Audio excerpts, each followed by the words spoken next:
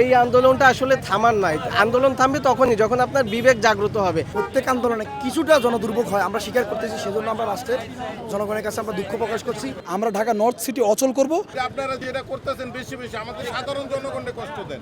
আমাদের দাবি না মানা পর্যন্ত আমরা এখানে অবস্থান করব। আমরা ঢাকা নর্থ সিটি অচল করব। আমরা আমাদের প্রাণও দিয়ে দিব, আমাদের প্রাণ লাগবে না। কারণ যেখানে আমাদের 28 বছরের আন্দোলন, আমাদের অগ্রজরা যে আন্দোলন করে গেছে, সেই আন্দোলন অবশ্যই অনেক যুক্তিযুক্ত আন্দোলন। ছাত্রদের কারণে যেন কোনো জনদুর্ভোগ না হয় সেটা আমরা চাই।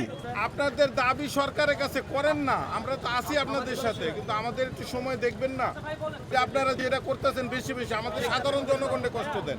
এই যে আপনারা দেখলেন না কত সরাসরি আন্দোলন, আপনাদের একটু দুর্ভোগ হয়েছে না? ঠিক আছে রে বাবা। আগামীর 35,000 শিক্ষার্থীর আগামীর ভবিষ্যতের জন্য আপনারা একটু আমাদেরকে স্যাক্রিফাইস করুন। আমি অ্যাডমিশন ক্যান্ডিডেট, আমার তো দিতে হবে। আমি এই যে দেখেন আমার গাড়িটা একটু বন্ধ করে না না ওনারা আমাকে বলতেছে ছেড়ে দিবে। আমরা অ্যাম্বুলেন্স ছেড়ে দিচ্ছি, যাদের খুব ইমার্জেন্সি কাজ আছে, দেখা যায় অসুস্থ রোগী নিয়ে আসছেন, ওনাদেরকে আমরা ছেড়ে দিচ্ছি। আমাদের এই তিতুমিরকে বিশ্ববিদ্যালয়ের দাবিতে আজকে প্রোগ্রামটি করতেছি এবং আপনারা জানেন প্রত্যেক আন্দোলনে কিছুটা জনদুর্ভোগ হয়, আমরা স্বীকার করতেছি, সেজন্য আমরা রাষ্ট্রের জনগণের কাছে আমরা দুঃখ প্রকাশ করছি। কিন্তু আমরা এও বলতেছি 35,000 শিক্ষার্থীর শিক্ষার মান উন্নয়নের জন্য এটি আপনাদেরকে একটু কষ্ট করতে হবে, একটু কষ্ট মেনে নিতে হবে। ভোগান্তি করছেন, এর জন্য হলো কোথাও যদি আপনারা সিভি দেন বা চাকরির জন্য আবেদন করেন, সেক্ষেত্রে সেটি গ্রহণ হবে না। আসলে এই ধরনের কথা যে সোশ্যাল মিডিয়ায় ছড়িয়ে যাচ্ছে, এ বিষয়ে কী বলবেন? না, এরকম কোনো আমরা নির্দিষ্ট কোনো অথেন্টিক নিউজ ইয়েতে আমরা দেখি নেই। আর চাকরির ব্যাপারে এগুলো যোগ্যতা অনুযায়ী হয়, ওনারা আমাদেরকে দিবেন আমরা নিব, এরকম না। আমরা আমাদের যোগ্যতা অনুযায়ী আমাদের যোগ্য স্থানে যেতে পারবো।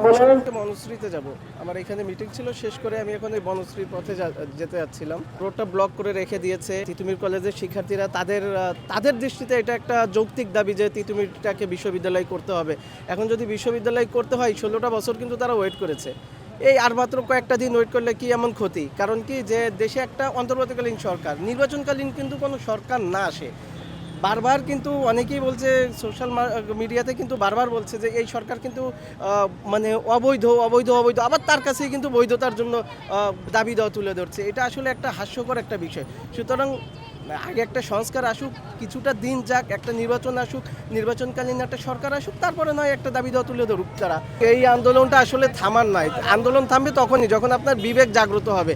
কারণ আপনি আন্দোলন করবেন, দাবি দিচ্ছেন কার কাছে, আগে সেই জিনিসটা বুঝতে হবে। শিক্ষা উপদেষ্টা ওয়াহিদুজ্জামানের যে বক্তব্য, সেই বক্তব্যের আমরা কড়া সমালোচনা করতেছি। কারণ আমাদের জুলাইয়ের রক্তের বিনিময়ে যাদেরকে আমরা উপদেষ্টা বানালাম, তারা যদি আজকে আমাদের সঙ্গে আমাদের রাজপথে আমাদের ভাইরা কোনো এক ফোঁটা পানি খায় নাই, আমরা কিন্তু খেতে পারতেছি না। আমরা গণ অনশনে আছি। আসিফ নজরুল সহ আমরা শিক্ষা উপদেষ্টা সকলের আমরা বক্তব্যকে প্রত্যাখ্যান করতেছি এবং আমরা দ্রুত চাচ্ছি যেন সরকার আমাদেরকে রাষ্ট্রীয় স্বীকৃতি দেয়